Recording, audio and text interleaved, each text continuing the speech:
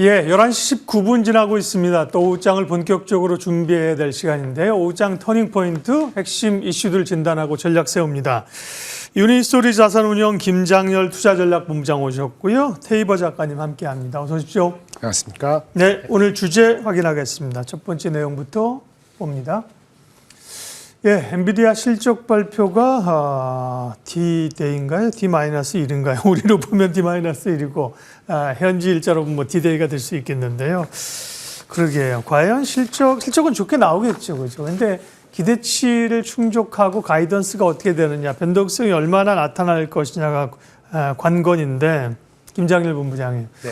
투자자는 하루도 속편할 날이 없어요. 맨날 나오는 게 하도 많아가지고. 그러게요. 어떻게 보세요, 엔비디아는? 뭐 일단 기대 심리 반, 걱정 반, 반반 지킨 것 같습니다. 그 실적은 뭐 이미 250억 불 실적 이상, 그 다음에 가이던스 270억 불 훨씬 뛰어넘는 거를 기대하고 있기 때문에 그 수치조차 못 맞추면은 아마 상당히 많이 빠질 수도 있습니다. 제가 봤을 때는 5% 이상, 10% 빠질 수도 있고요. 반대로 그 숫자를 다 맞추고 그 다음에 또 다른 컨선이 하나 있는 게 얘는 신제품에 대해서 대기 수요 때문에 기존 제품에 대한 것이 뭐 생산이나 아니면 출하가 약간 미진했다. 아니면 실적은 괜찮았는데 가이던스에서 그런 뉘앙스만 비춰줘도 그것도 빌미가 되겠죠. 수치 두 가지하고 그다음 B100에 대한 이슈 이런 것들이 가장 핵심이 될 것 같은데 뚜껑을 열어봐야 할 것 같습니다. 이 마지막 날까지도 여러 가지 잡음이 많았어요. 삼성전자의 HBM 잡음만큼이나 이제 그 가스워크가 심하기 때문에 뚜껑을 열어봐야 될 거. 변동폭은 한 5에서 10% 정도 충분히 오전하고 오후 다르고 오후하고 오전은 다를 것 같습니다. 네. 테이버님 어떻게 보세요? 엔비디아 실적 관련한 중요한 포인트라든지. 근데 국내 반도체주도 그거를 눈치 보면서 지금 계속 기다리고 있는 상황이잖아요. 네, 일단 보시면은 우리나라 반도체 기업들 같은 경우에는 뭐 필라델피아 반도체 지수를 따라서 움직일 수밖에 없고요. 필라델피아 반도체 지수를 지금 이끌고 있는 게 엔비디아다 보니까 결국 전 세계가 엔비디아 실적을 바라보고 있는데, 일단 뭐 인베스팅을 기준으로 말씀을 드리면은 오늘 이제 내일 새벽이죠. 내일 새벽에 발표될 주당 순이익 EPS 기준을 보시면은 5.6달러 정도를 예상을 하고 있습니다. 그런데 문제는 이제 지난 분기도 그렇고 지지난 분기도 그렇고 어닝 서프라이즈를 계속 보여주다 보니까 어닝 서프라이즈를 몇 프로나 내야 되느냐. 그런데 이 부분에 좀 흥미로운 얘기가 어제 또 이제 트위터에 좀 돌았어요. 한 20% 정도 내줘야 된다. 네. 그리고는 가이던스 역시도 시장 기대치의 20% 정도 상향해서 발표를 해줘야 어찌 보면 엔비디아가 계속 추세를 유지할 수 있을 것이다. 이런 얘기를 하고 있는데, 이렇게 보면은 지금 이제 내일 새벽에 나오는 실적에서는 못해도 EPS 기준 6달러는 내줘야 되는 거고요. 그러고는 가이던스 3개월 뒤, 그러니까 우리가 1년 뒤가 아니에요. 3개월 뒤 기준으로가 EPS를 한 7달러까지는 끌어올려줘야, 지금 시장에서 6달러를 보고 있기 때문에 한 20% 정도의 서프라이즈라 그러면은 6달러 후반대 혹은 7달러 정도까지도 제시를 해줘야 시장에서 여기서 더 환호하고 이제 더 올라갈 수 있다라고 이제 많이들 이야기하고 있고요. 그게 아니다 그러면은 뭐 엔비디아도 이제 성장 속도가 둔화되는구나 라는 관점으로 접근을 하면서 약간의 이제 차익 실현이 나올 수 있다라고 볼 수 있는데, 그럼 여기서 우리가 다시 한번 가정을 했을 때 내가 엔비디아를 보유하고 있다라고 하면은 어떤 식으로 대응을 할 거냐? 지금 엔비디아를 아직까지 팔고 있지 않고 실적을 보시는 분들은 오르면 안 팔겠죠. 근데 여기서 밀리면 매도를 할 겁니다. 그렇기 때문에 엔비디아의 지금 현 상황에서 우리가 예측을 하기보다는 대응이 필요한 구간이고, 상승과 하락이 5대5라고 보실 수 있는데, 이 힘싸움에 있어가지고 밀리면 그 밀리는 힘이 더 강해질 수밖에 없고, 오르면 오르는 힘이 더 강해질 수밖에 없어요. 오르면 안 팔 거고 떨어지면 팔 거거든요. 이런 관점으로 보시면은 결국에는 변동성일 것이다. 이렇게 좀 해석을 하시면서 내일 새벽에는 약간 이제 뜬 눈으로 이제 좀 일찍 일어나셔서 증시를 보시는 게 좀 더 도움이 되지 않을까. 이렇게 말씀을 드리고 싶습니다. 네. 새벽 6시까지 뭐 안 잘 수는 없고요. 일찍 자고 일찍 일어나야죠. 그러니까 말씀하신 것처럼 변동성을 좀 머금고 있는 뉴스와 이벤트입니다. 오늘 가장 궁금한 대목일 것 같아서 짚어봤고요. 다음 얘기 넘어가겠습니다. 터닝포인트 두 번째는요. 네, 테슬라가 사이버 트럭의 생산 일정을 더 확대하겠다. 네, 그러면서 이제 어제 테슬라가 6.6% 올랐잖아요. 국내 2차 전지주들이 뭐 이전처럼 테슬라 직접적인 영향은 없다고 하나 그래도 영향을 받죠. 대체적으로는 좀 오름세, 또 약간 올랐다가 밀리는 음봉 이런 모양새인데요. 김장률 본부장님, 네. 테슬라 얘기, 2차 전지 얘기 좀 해주세요. 네, 과거보다는 테슬라 주가하고 우리나라 2차 전지도 여러 가지 생겨서 사실은 일편일적으로 말씀드리기 좀 어렵긴 합니다. 네. 뭐 셀이 있고 양극재, 음극재 있고 복합 기업들이 여러 가지 있기 때문에 하지만 대략적으로 그 상관관계성은 좀 많이 떨어지는 것 같습니다. 이제는. 그렇죠. 네. 그렇게 된 이유는 이제는 테슬라가 이제는 하는 거 주가가 올라가는 것이 전기차 말고도 자율주행 그런 개념 그런 개념이 또 로봇, 뭐 있고 이런 것들 이런 예. 것에 대한 이슈가 있을 때는 사실 같이 가면 조금은 괴리가 있는 것이 맞는 거고요. 오늘 새벽에 올라간 그 주가는 테슬라가 한 거의 7% 올랐는데 기사적으로는 펩시콜라죠. 네네. 세미 트럭을 50대를 추가 도입할 계획이다. 이걸 밝혔다고 합니다. 원래 한 35대가 있는데 추가적으로 한 50대를 더 구매. 이 계획이 아마 주가에 좀 긍정적 영향을 했고 테슬라도 뭐 이참해서 세미 트럭에 대한 계획을 26년까지 5만 대는 할 것이다. 이렇게 얘기를 한 거죠. 연간 5만 대. 근데 새삼스러운 건 아무것도 없습니다. 새삼스러운 건 아무것도 없고요. 그다음에 펩시코가 이 세미 트럭을 전기 트럭을 구입하는 것도 테슬라한테만 받는 게 아니고 포드에 또 전기차가 있어요. 이 트랜짓 전기 이제 그 트럭 같은 거죠. 그것도 한 75대 정도 구매하기로 또 계획을 발표했거든요. 테슬라만 이슈가 되는 게 아닙니다. 그래서 테슬라가 7% 올라가니까 우리도 4% 올라간다. 이런 생각은 이제 나이브하다라고 보여져서 어저께 많이 빠졌잖아요. 어저께 우리가 그 2차전지 빠졌기 때문에 그거에 대한 되돌림 정도라 보시고 각각 개별 기업의 2분기 실적 또 그다음에 여러 가지 봐야 되는데 우리 이제 그 테이버님도 말씀하시겠습니다만은 기본적으로 가격이 많이 내려간 거에 대한 수요의 반등이 좀 뚜렷하게 보이는 게 전기차요. 그게 더 중요하다고 봅니다. 아직은 좀 지켜봐야 되겠다. 저는 그렇게 생각합니다. 네.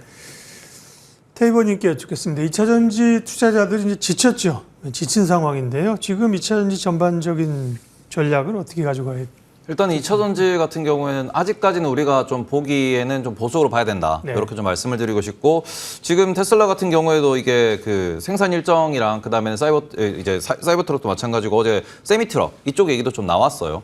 근데 세미 트럭 같은 경우에도 2년 뒤에 인도를 하겠다라는 얘기가 나오다 보니까 이런 부분을 놓고 보시면은 지금 시장에서는 전기차가 앞으로 얼마나 성장하느냐 이 부분에 있어서 지금 자동차 시장을 놓고 보시면은 전기차보다는 올해는 하이브리드에 좀 더 집중하는 모습을 보이는 그런 상황입니다. 그러니까 2024년도 기준으로 전기차 총 판매 생산량 이런 것들이 전년 대비 한 15% 정도 늘어날 거다라고 전망을 하고 있는데 요거 대비로 하이브리드가 좀 더 빠르게 성장을 하고 있고 이런 상황에서 우리가 이제 2020년, 21년, 22년도에는 전기차가 앞으로 이제 100%가 될 거다라는 식으로 전망을 많이 했다면 지금 들어와서는 그 아이디어가 조금 변하면서 하이브리드와 전기차가 공존하게 될 거다 이런 이야기가 나오고 있고 그런 부분에서 전망치가 좀 수정되는 그런 과정을 거치고 있습니다. 이러다 보니까 2차 전지 증설 일정도 밀리고 있고 그러면은 우리가 단도직입적으로 국내 기준으로 놓고 보시면은 LG 엔솔이라든지 아니면 삼성 SDI 같은 곳이 지금 연기하고 있는 이 플랜트들 2차 전지 공장에 대해서 그런 이제 뭐 공장을 짓는 일정 같은 거 요런 거를 다시 이제 재개한다라고 하면은 그런 때가 어느 정도 시그널이 되지 않을까라고 좀 보셔야 될 것 같고 지금 최근에 1분기를 놓고 보시면은 뭐 수출에 있어서 숫자가 조금은 부진한 모습을 보이고 있습니다. 그러니까 실제로 우리나라에서 수출하는 그런 숫자가 반등하는 것도 좀 지켜봐야 되기 때문에 아직까지는 보수적으로 보시는 게 맞지 않나 이렇게 말씀드리고 싶습니다. 네, 2차전지 전략 세웠습니다. 보니까 말씀하다 저도 이제 좀 정리가 된 사이버 트럭이랑 오늘 얘기하는 세미 트럭이랑 다른 거군요. 세미 트럭 엄청 큰 거죠. 그러니까 사이버 트럭은 이제 픽업이라고 해서 일반인들이 많은 고객 오늘 얘기 나온 거는 그 펩시코 얘기는 큰 트럭 그죠. 짐 많이 싣고 다니는 그게 이제 세미 트럭입니다. 정리를 잘 해주셨고요. 다음 얘기 넘어가죠. 터닝 포인트 세 번째 주제 보여주십시오. 화장품, 네, 화장품주 최근에 정말 아주 뜨겁습니다. 강세가 강하고요. 오늘은 LG생건이랑 아모레퍼시픽이 강하고 여타 좀 종목들은 조금 약간 조정이긴 한데, 네, 김장렬 본부장님 화장품 여전히 좀 여전히 구간인가요? 강한 거고요. 네. 1분기 실적이 워낙 좋아서 네. 2분기 실적에 그 올라가는 뭐랄까 각도가 1분기만큼의 서프라이즈하거나 엄청나게 그 환호할 정도가 아닐 수는 있습니다. 그래서 주가가 많이 단기적으로 오른 측면이 있기 때문에 쉬어갈 수는 있다고 보여지고요. 하지만 그 각각의 개별 화장품마다 밸류에이션이 다르고 어느 나라에 어떤 신제품이 준비되는가가 조금 다르다 보니까 전체적인 섹터가 갑자기 무너질 가능성은 크지는 않아 보여요. 이 섹터 중소가 가면은 여기가 쉰다든지 이런 식으로 패턴이 될 가능성이 있는데요. 그거 좀 지나서 3분기, 4분기 보면은 3분기, 4분기는 다시 한번 이익의 상승 곡선을 탈 것으로 봅니다. 그렇게 보면은 대세는 아직 살아있다고 보죠. 다만 두 가지 변수가 있습니다. 전체적인 장이 2,700대에서 머물러 있는 상태에서 이 작은 섹터의 이 주식이 과연 밸류에이션을 얼마까지 받으면서 장에서 계속 스탠드아웃 할 것이냐는 건데 전체적으로 이제 그 대략 밸류가 평균적으로 네, 말씀드릴게요. 예. 대형주는 좀 다른 거고요. 예, 원래 예. 높으니까 소형주는 대충 15배 정도에 왔다 갔다 하고 있습니다. 그러니까 13배 되면 싸 보이고 17배 되면 비싸 보이는 것처럼 보이는데 우리 미용기기가 조금 앞서 나가는 것이 목표 주가가 20배, 22배고 실제는 17, 18배 되기 때문에 미용기기만큼은 아니지만 탄력을 본다면은 밸류에이션 와이즈로는 한 15% 정도의 업사이드는 아직은 남아있다고 보여집니다. 그게 변수고요. 두 번째는 내일같이 엔비디아나 이런 쪽에 그 이슈가 긍정적으로 터질 경우에는 차익 실현이 더 일찍 나올 수도 있죠. 그쪽으로 갈 거기 때문에 거꾸로 내일 같을 때 엔비디아가 애매모호한 결과를 내온다면은 믿을 수 있는 건 실적밖에 없다라고 하면은 미용주군 그다음에 화장품주에 대해서 쏠림이 좀 더 일찍 올 수 있는 양면성을 다 내포하고 있다라고 보여집니다. 화장품 요즘 강하지요. 화장품주 전략 세웠습니다. 네, 다음 볼까요? 네 번째는요. 네. 실적 시즌 마무리 구간 그리고 이제 엔비디아의 실적 발표도 이제 끝나면 과연 주도 섹터는 어디가 될 것인가? 여전히 반도체일까? 아니면 새로운 주도 주권을 형성할까? 반도체나 혹은 뭐 밸류업 이런 것이 이제 큰 전력기기 이런 게 큰 쪽의 이제 주도 섹터이잖아요. 넥스트 주도주 얘기는 두 분께 좀 같이 여쭤보겠는데 먼저 테이버님께서 어느 쪽을 보시는지요? 네. 일단 저 같은 경우에는 결국 엔비디아 실적 발표가 나오면서 반도체가 여기서 고점을 뚫고 올라간다 그러면은 네. 결국엔 앞서 말씀을 해주셨다시피 모든 수급이 이제 삼성전자, 하이닉스 혹은 반도체 소부장으로 갈 수밖에 없습니다.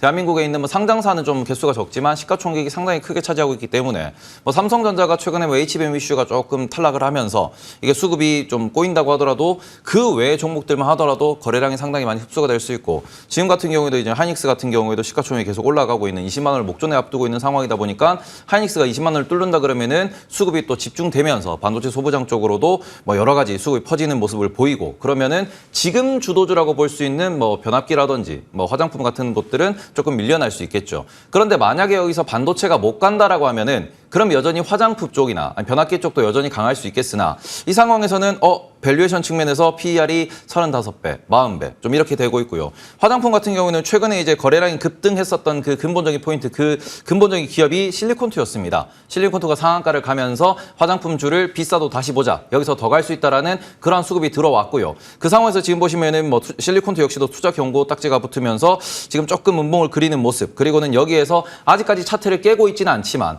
이런 뭐 대장주들이 5일선, 11선을 깨고 내려오는 모습을 보인다 그러면은 그 다음 순환매 섹터를 찾게 될 것입니다. 이렇게 되면은 우리가 작년도 같은 경우에도 이제 뭐 엔터도 많이 올라갔었고 변압기도 많이 올라갔었고 그런 상황에서 이제 엔터랑 변압기가 8월 달쯤에 고점을 찍고 내려오는 과정에서 그 위에 올라갔던 쪽을 또 보시면은 방산이랑 조선이었어요. 지금 보시면은 여전히 작년부터 수출이 늘어나고 있는 섹터를 보셔야 되는데 이 부분이 방산, 조선 그리고는 우리가 화장품, 그다음에 피부 미용 의료기기 이런 것들이 계속 돌아가면서 실적 주도를 하면서 실적 장세를 만들어가고 있는데 지금 최근에 뭐 신규 상장 이슈도 있고 이러면서 이제 현대중공업 쪽이나 이런 쪽이 많이 좀 빠지는 모습을 보이고 있습니다. 그러면은 지금 눌려 있는 쪽을 보자라고 하면은 그럼 결국 우리가 약간은 눌려 있고 실적이 잘 나오는 그런 쪽에서는 조선과 방산을 보는 게 맞지 않나. 그래서 반도체와 조선 방산을 보시는 게 어찌 보면은 순환매 관점에서 지금은 적절한 타이밍이지 않나 이렇게 생각하고 있습니다. 반도체는 이제 기존의 뭐 주도주이고요. 거기에 조선과 방산의 합류 가능성을 보셨고요. 김장렬 본부장님은 주도주의 흐름은 어떻게? 비슷하게 봅니다. 네네. 일단 제가 앞전에 그 화장품 말씀드렸는데 화장품 섹터가 그 밸류 어떤 시총의 한계가 있는 거거든요. 그렇죠. 미용도 마찬가지고 그러면 조선이나 방산까지 얘기했으면 좋겠는데 방산은 또 이렇게 그 전쟁의 이슈가 그 이란 그 대통령이 죽었잖아요. 네네. 갑자기. 그것이 더 강성으로 갈 수도 있습니다만 일단 당분간은 포즈가 될 가능성이 있고 이것이 이스라엘 전반적인 상황에서도 좀 수그러들 수도 있고요. 그 비축류 같은 거 원유 그 유가에 대한 것도 비축류가 나오면서 내려가기 때문에 지정학적 리스크 환율 그 유가 이런 쪽은 좀 수그러들 것 같아요. 그래서 긍정적인 게 되는 거거든요. 그렇게 되면은 사실은 반도체가 내일 가느냐 안 가는 결정적인 요소 애매하게 나오면은 다른 섹터가 들어가는데 아까 화장품이나 우리 그 미용기기가 섹터가 한계가 있단 말입니다. 그럼 또 하나 찾게 돼 있어요, 소스가. 그러면 이제 조선이라든지 다른 쪽에 좀 의미가 있게 붙을 가능성이 있는 거죠. 조선도 넘버가 나오기 때문에 원래 수주가 작년에 셌기 때문에 올해는 세지 않다는 것 때문에 그랬는데 수주가 안 센 게 아니고 유지가 되면서 실적으로 어텐션이 모아지면은 충분히 갈 수 있거든요. 저 개인적으로 봤을 때는 뭐 화장품이나 조선이나 다 중요한 캔디데이트이 될 수 있다고 보여지고요. 그럼에도 불구하고 반도체가 잘 못 가면은 전체 장의 시총 그 코스피 지수 자체는 많이 올라가지 못할 겁니다. 그거 한도지만 그 내에서 순환매에서는 조선, 화장품, 뭐 미용기기 이런 쪽이 더 세게 갈 가능성이 반도체가 안 가면은 더 센 거죠. 예, 시장 주도주 이야기 했고요. 마지막 포인트는 종목이겠죠? 예, 주목해 볼 만한 종목들, 기업들 보겠습니다. 김장렬 본부장님 먼저 말씀해 주세요. 네, 오늘 금호 타이어를 한번 가져왔는데요. 이 주식은 뭐 재미는 원래 없었습니다. 타이어 해봤자 원래 자동차하고 같이 가는 거니까. 네. 근데 타이어가 자동차는 잘 안 가. 그러니까 여기서 자동차랑은 현대차, 기아하고 별로 약간 분리돼서 갈 때가 있지요. 근데 금호 타이어 같은 경우는 기본적으로 잘 아시는 것처럼 우리나라 타이어 중에서는 ROE가 가장 높습니다. 뭐 투자마다 다른데 한 10% 후반, 20%까지를 ROE가 보고 있거든요. 근데 밸류에이션 와이즈 쌀 거예요. 1.45배 2 정도밖에 안 됩니다. 일단 밸류가 있고요. 그 다음에 1분기 실적이 좋았습니다. 근데 3월 달부터 새로운 프로덕트가 나왔거든요. 전기차 전용의 우리 그 타이어, 이른바 이노비라는데 이게 전기차 할 때 일렉트릭하고 이노베이션 할 때 그 짬뽕했다 그러는데 이게 3월 말에 나왔는데 이걸 통해서 지금 OE 쪽에 여기서는 오리지널 에퀴프먼트 신차입니다. 그쪽에 수주가 이어질 것으로 보고 있어서 2분기 실적까지는 아마 어닝 모멘텀이 주될 것 같아요. 단기적으로 어닝 모멘텀은 2분기까지 지속된다. 단점은 상반기 워낙 좀 강하다 보니까 하반기에 좀 상고 하저가 될 우려가 있는데 그걸 밸류에이션으로 넘어가는 거죠. 신차하고. 그래서 2분기까지 실적 모멘텀이 있고 전체적으로 ROE 대비했을 때 아직 주가가 업사이드가 목표 주가가 한 9,000원, 10,000원 정도 나오는데 지금 주가에서는 업사이드가 있어 보인다는 게 되고요. 아마 하반기 들어서 잠깐 주춤할 수 있는데 그 신공장 증설 이슈가 유럽 신공장하고 미국의 조지아 캐파 증설 같은 것이 잇따라 오면은 그 아마 눌림목이 그렇게 지속되지 않고 올라갈 것을 보기 때문에 단기적으로 모멘텀이 있고 좀 길게 보면은 내년도 상반기까지의 어닝 모멘텀의 확장을 본다면 적절한 타이밍일 수도 있다라고 생각이 듭니다. 네. 타이어주는 이제 말씀하신 것처럼 전기차가 나오면 기존 타이어와 다른 그 타이어가 있어야 되기 때문에 그 기대감으로 지난번에 좀 기대가 있었잖아요. 그런데 금호 타이어도 그렇고 한국 타이어 앤 테크놀로지도 그렇고 뭐 그런 게 많이 지금 빠져 있는 상황이네요. 그죠? 밸류로서는 부담은 적은 상황입니다. 금호 타이어 좀 보자고 하셨고요. 테이버님 관심 종목은요? 저는 뭐 전 세계가 지금 엔비디아에 집중을 하고 있다 보니까 네. 엔비디아와 가장 강력하게 연결될 수 있는 기업은 결국 하이닉스다. 그렇기 때문에 하이닉스 관점에서 우리가 뭐 엔비디아를 직접 투자하시는 것도 좋고 아니면은 뭐 어제도 미국에서 보고서가 나왔는데 엔비디아가 움직이면 TSMC도 움직일 거고 ASML도 결국 움직일 것이다. 한 세트로 묶여서 움직인다라고 하는데 그 부분에 껴있는 것이 결국에는 SK 하이닉스입니다. 그럼 이렇게 놓고 보시면은 지금 우리가 하이닉스를 보유하시는 분들 같은 경우에는 엔비디아와 같은 전략으로 일단은 지금 뭐 어느 정도 현금화를 해놓든가 아니면은 뭐 엔비디아의 주가 움직임을 보고는 뭐 차익 실현 혹은 홀드 전략을 가져가실 수 있는 부분이고 지금 하이닉스가 없는 분들이라고 하시면은 오전장에서 지금 강한 상승을 보이고 있고 또 신고가를 쓰고 있는 모습인데 여기에서 아무래도 오후장에는 엔비디아 실적 발표 직전이기 때문에 차익 실현이 좀 나올 수도 있거든요. 네. 이렇게 되면은 이런 부분에 있어서 신규 진입도 좀 고민을 해보실 수 있는 기회가 될 수 있다. 네, 그래서 이래서 엔비디아가 만약에 빠질 것 같다라고 생각을 하시면은 뭐 오늘 뭐 매도가 많이 나왔을 때는 비중을 좀 조금 담고 그리고는 내일 좀 더 담겠다 이런 전략으로 접근하실 수 있을 것 같고 그런 상황에서 나는 그래도 좀 나는 공격적으로 하겠다라고 하면은 오늘 반, 내일 반 이런 식으로도 접근하실 수 있겠죠. 그런 식으로 해서 글로벌 이벤트의 가장 중요한, 가장 핵심되는 기업의 실적 발표를 앞둔 만큼 오늘만큼은 오후장 끝까지도 하이닉스 주가 방향성을 보시는 게 맞지 않나 이렇게 생각하고 있습니다. 화장품, 조선, 반도체, 하이닉스 이런 식으로 25 하고 나머지 형 갖고 있는 거예요. 그런데 내일 딱 일어나면은 빨리 스위치를 한쪽 가는 쪽으로 몰아주고 가차 없이 나머지는 버리는 거죠. 좋네요. 네. 괜찮지 않습니까? 네. 약간 좀 포트를 그죠 분산해 놓는 그런 전략. 그 사실 여담입니다만 이란의 대통령이 뭐 헬기 추락해서 안타까운 일이지만, 그러니까 비행기 같은 것도 왜 유명 인사들이나 이런 사람 나눠 탄다는 거잖아요, 그죠? 그런 사고에 대해 이걸 보면 대통령, 외무장관, 이 주지사인가요? 같이 사망해서 그런 분산 전략. 말씀해 주셨습니다. 네.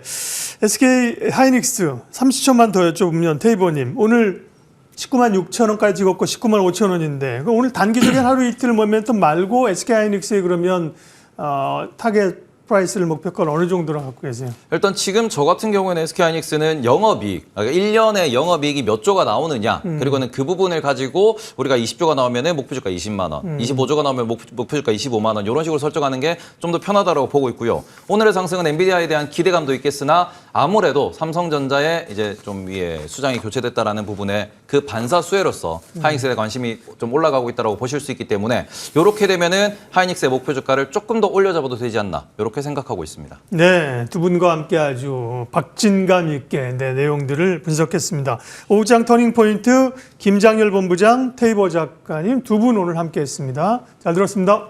감사합니다.